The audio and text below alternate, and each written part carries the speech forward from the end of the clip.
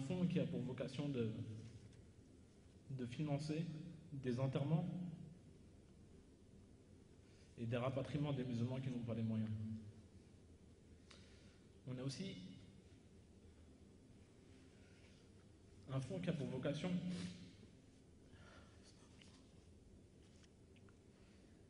de financer des renouvellements de concessions. Les frères, la tombe, c'est une concession. C'est quelque chose qui a durée limitée.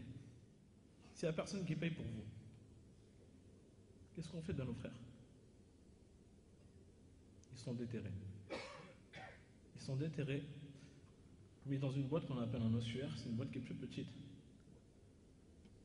et mis dans une fosse commune. Si nous les vivants, on ne prend pas soin de nos morts, une fois que nous on sera morts, qui va prendre soin de nous? Par rapport à ce fonds-là, on a déjà participé, alhamdoulilah, à un enterrement. Subhanallah. C'est notre sœur Fillah. Elle était partie à l'hôpital pour mettre son enfant au monde. Mais on lui a dit que son enfant était décédé. Elle a quand même dû le mettre au monde, avec les mêmes douleurs. Les mêmes douleurs que nos mamans elles ont eues, que nos épouses elles ont eues, que nos sœurs elles ont eues. Si ce n'est pas plus intense. Ils n'avaient jamais pensé à cette éventualité. Je parle des personnes, je parle du couple, de la famille. Ils n'ont pas pensé à cette éventualité-là. Et c'est des gens qui n'avaient pas beaucoup de moyens. Lorsqu'elle a mis au monde, l'hôpital lui a dit, écoutez, il faut que maintenant vous contactez une pompe funèbre pour pouvoir faire l'enterrement. Les personnes ont dit, mais non, on n'a pas d'argent.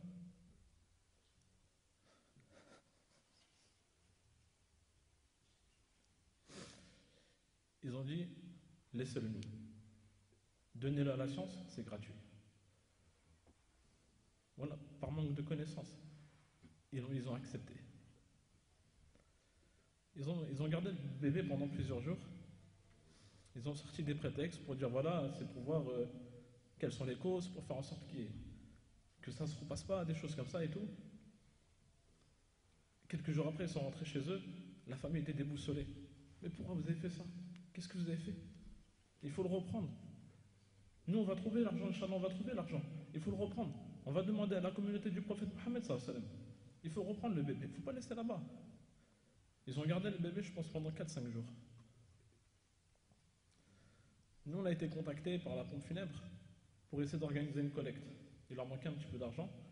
Mais étant donné qu'on n'avait pas de fonds propres, qu'on disposait de fonds propres, on a dû démarrer la campagne, sensibiliser les gens, faire tourner l'information. Mais nous, on ne fait pas une collecte pour faire une collecte. On se renseigne sur la chose. On prend contact avec la pompe funèbre qui s'occupe du défunt. On demande un certificat de décès. On vérifie tout ça, histoire d'avoir une transparence totale. Mais vu qu'ils n'avaient pas encore l'argent, ils ne pouvaient pas faire l'enterrement, ils ont dû le retarder. En attendant, il est où? Dans un frigo. Voilà, il y a des gens, ils restent dans des frigos pendant je ne sais pas combien de temps. Il y a des gens, ils meurent à la maison, on n'est même pas au courant, leur corps il s'est déjà décomposé. Le frère que je connais de la pompe funèbre, il est parti récupérer le bébé. Et ils l'ont ramené pour faire le lavage funéraire. Ce frère-là, il est dans le monde funéraire. Bon là, il n'est pas resté.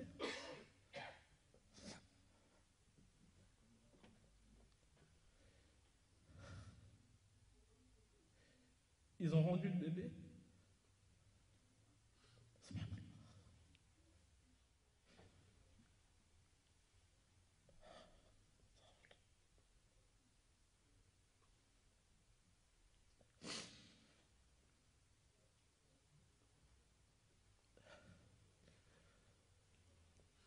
Ils ont empêché les parents de voir le bébé. Il était ouvert partout. Et ça, c'est dû à quoi? Au fait qu'on ne soit pas réunis. Au fait qu'il n'y ait pas d'unité. Et au fait qu'il n'y ait pas de soutien entre nous. Nous, tout ce qu'on veut, les frères, c'est quoi? Pallier un manque. Le domaine dans lequel on est, il n'y a personne. Et ce qu'on veut vous faire aujourd'hui, c'est quoi? C'est une invitation. Une invitation autour de quelque chose qui, à la fois pour vous, est le meilleur des rappels, mais sur lequel vous pouvez vous investir. Pour vous-même, dans votre famille, dans votre entourage, Inch'Allah. Wallah, Inch'Allah, tout à l'heure vous avez dit un truc, vous allez faire des du'as, Inch'Allah. Ça, c'est un engagement. On a pris des engagements envers Allah. On n'aimait pas à l'écrit. Mais il faut faire en sorte de les tenir, Inch'Allah. Aujourd'hui, la parole est aisée pour beaucoup de monde. Elle est facile pour énormément de monde. Mais dans l'action, voilà, subhanallah, on se rend compte des fois aujourd'hui que faire une dua, c'est encore plus difficile que le fait de sortir de l'argent. Alors que la dua, elle est accessible à tout le monde. Mais uniquement parce que quoi?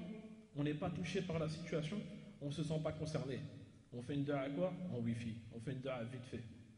On fait une dua sur laquelle on ne met pas vraiment de sincérité. Alors que quand vous voulez quelque chose pour vous-même, Ya Allah, fais en sorte que cette femme-là soit une femme pieuse avec qui je vais me marier. Ya Allah, fais en sorte que j'ai mon diplôme.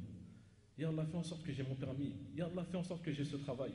Wallah, on demande à Allah des choses pour la vie, alors que la mort, elle fait partie de la vie. Est-ce qu'on demande à Allah de nous prendre dans la meilleure des situations? En pleine soumission? Il faut revoir le sens des priorités. Les frères, voilà, Inch'Allah, nous, tout ce qu'on veut, c'est quoi? Généralement, réussir sa vie. Le meilleur moyen de réussir sa vie, c'est de réussir ta mort. C'est ce qui te permettra de réussir ta vie. À force de trop se concentrer sur le dunya, on risque de rater notre mort.